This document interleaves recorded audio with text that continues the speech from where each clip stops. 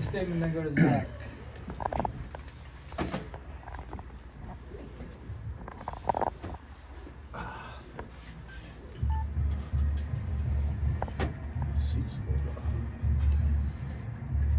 All right, it's hard to win on the road. Good win. Game didn't start out great, with the turnover.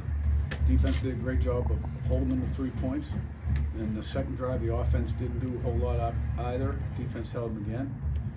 And at the end of the day, the defense created 5 turnovers. This was the number 1 team in the country in turnover ratio going in the game. Offense ran the ball for 370 yards. And I think Maryland ran for 25.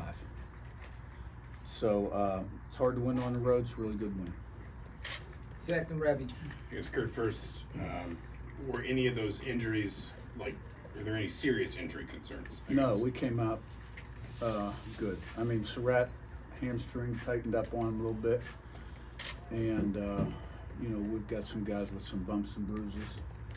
And, as the week went on, it didn't look real good for Fisher playing. So there was no surprise there. And, Drew Evans, will be out for a few weeks. So we came out pretty good. Now, we got some guys that are sore.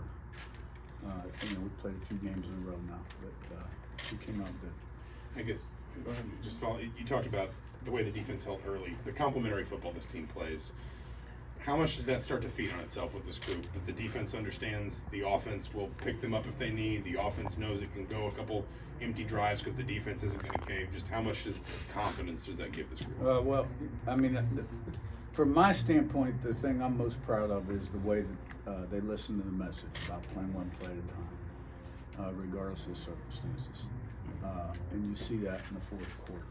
But the defense has all year long risen to the occasion when their backs are against the wall. Now, it wasn't perfect tonight defensively, trust me.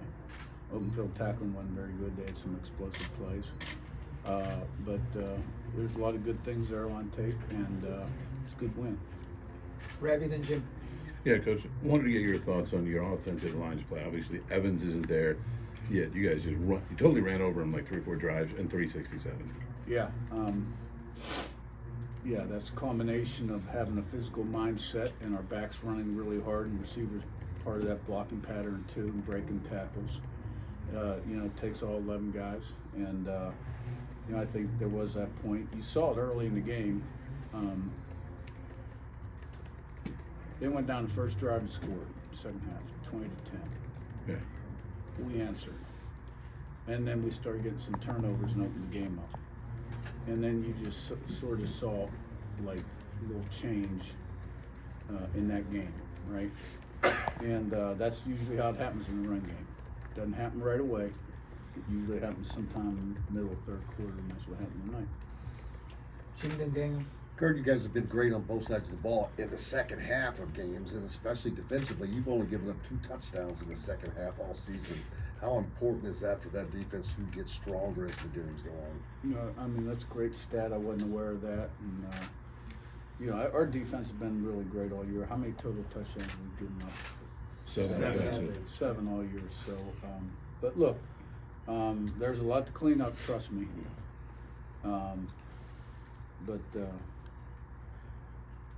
Good night. It's a good night. Daniel and Seth. It kind of seems like there's just this innate trait where you guys just keep swinging, score aside, time aside.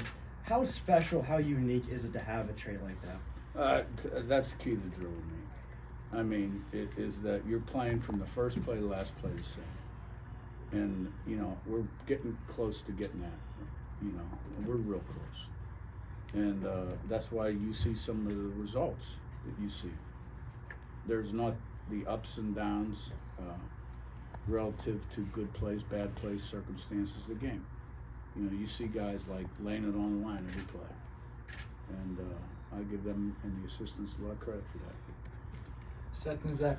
Curt, the way you guys started the game, obviously, this isn't the first time you faced, little adversity like that, and it just doesn't seem to shake your group. Like, why is this team able to be so unflappable?